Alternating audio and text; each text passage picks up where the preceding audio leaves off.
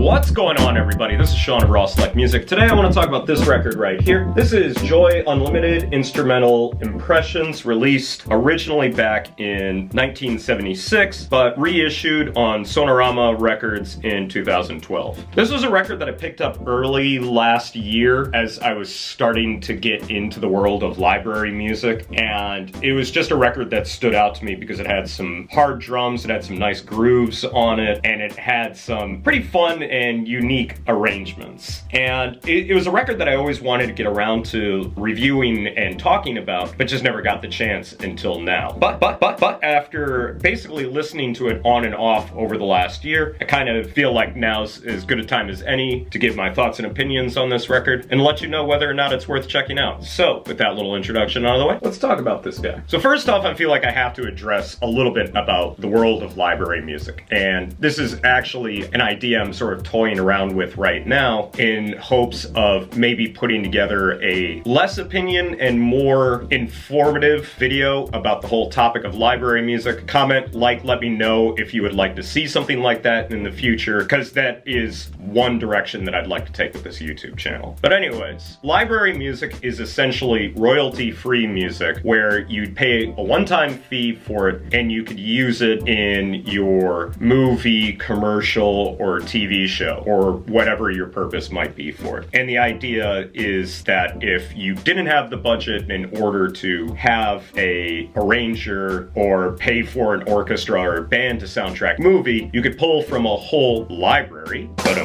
and find the music that worked for you. It's pretty much similar to the royalty-free music that you see in a lot of YouTube videos today. So library music pretty much comes in a wide variety of flavors, where it's sort of like ambient soundscapes or weird synthscapes. And in the case of a lot of the stuff that I'm really interested in, a lot of funk, soul, jazz, pop, rock stuff. And that's sort of the territory that Joy Unlimited inhabits. Much like the William Antonini or Rene Costi records that I've already talked about on my channel, this record, it definitely falls in more into the Rene Costi sort of more easy listening jazz, rock, funk, soul territory, more so than the William Antonini, which largely went for more of a psychedelic garage rock with some funk undertones to it. And what really caught me about this record is there are some really fun arrangements. It's largely a pretty upbeat record, and it's actually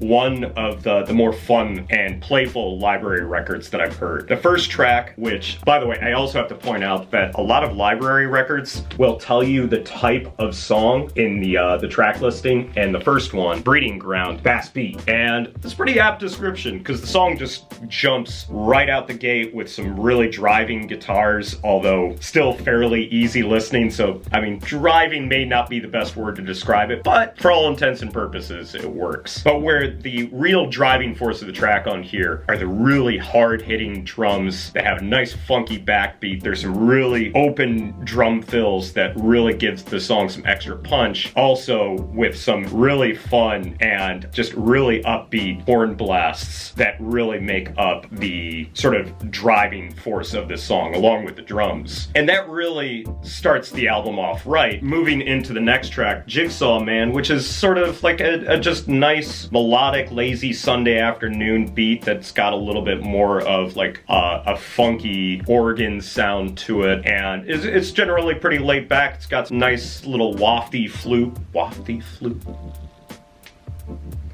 that sort of carries most of the song. There's a certain airiness and pleasantness to the song that makes it pretty fun. And then it gets into the two cuts that I think really sold me on this album, which is Soul Gravy, which is a nice little stomper with a nice shout out of the name of the track, along with some really cool dramatic choral vocals that really sort of give the song a nice little texture to it. But the main song on this album that for me makes it worth the price of admission is Homunculus. And as the title implies, it is one of the most hard-hitting, driving, funkiest songs on the album. It starts off with this amazing drum roll and then just quickly gets more and more hard-hitting as the song goes on, with some really cool guitar and some nice use of flute. And despite the sort of usual airiness of flute, it actually adds a driving element along with the guitars on this track. And for me, as someone who looks for those kinds of tracks on albums like these, it's definitely a selling point on here, because it's one of those library music funk tracks that really doesn't feel like a lot of the more sort of mainstream funk tracks that are out there. Not knocking the mainstream funk tracks, but it's tracks like Homunculus that make me interested in records like this. From there, the album moves into the track Santo Pueblo, which has a Western-esque feel to it that feels like it might be at home in a spaghetti Western or something like that. It's pleasant, it's breezy, it's not really a huge standout track on here, but it's not really it doesn't really affect the overall quality of the album. And then aside from Homunculus, the next track on the record that really stands out to me is the track Jamara, which, much like Homunculus, is just another hard-hitting, funky rock track that's really upbeat. It's got a nice groove to it, and it's another track that really made me happy that I picked this up. It's definitely a highlight moment on this record for me. Based on the descriptors that I've used for all the other tracks that I've talked about, it pretty much those sort of sounds pervade throughout the rest of the album. Pretty much just talked about the A side, but the B side pretty much covers all of those moments that I talked about with the other tracks. Other highlights include Silverstone, Blue Box, Parabololica, I think something like that. And ultimately, it covers some light rock elements, some light funk elements. There's some cool arrangements, some nice uses of vibes, horns, guitar. There's a whole variety of instrumentation throughout this record. I'd say the only real complaint that I have about this guy is I don't feel like the B-side is quite as memorable as the rest of the album. There are definitely some really good moments on it. I really like the track Blue Box and Silverstone, but some of the last tracks on here just sort of come and go and really don't leave any sort of lasting impact on me. It doesn't take away from the overall quality of this record, and I definitely actually recommend that you pick this guy up. And if you're looking for an easy library record to get into, you really can't go wrong with this. Like I said, lots of grooves, lots of funky drums. There are no real big drum breaks on here, but there's still tons of funky drums on here and tons of funky tracks as well. And overall, I find it to be a pretty enjoyable listen. Not one of the most memorable library records, and overall I actually much prefer the Rene Costi record that I talked about before to this one, but still I enjoy having this in my collection and I really like this guy. So yeah, Joy Unlimited Instrumental Impressions, not really the best or most exceptional library records, but it's definitely a fun, enjoyable listen, and I definitely recommend that you check it out. So yeah, Joy Unlimited Instrumental Impressions, reissued on Sonar Records, definitely worth a listen.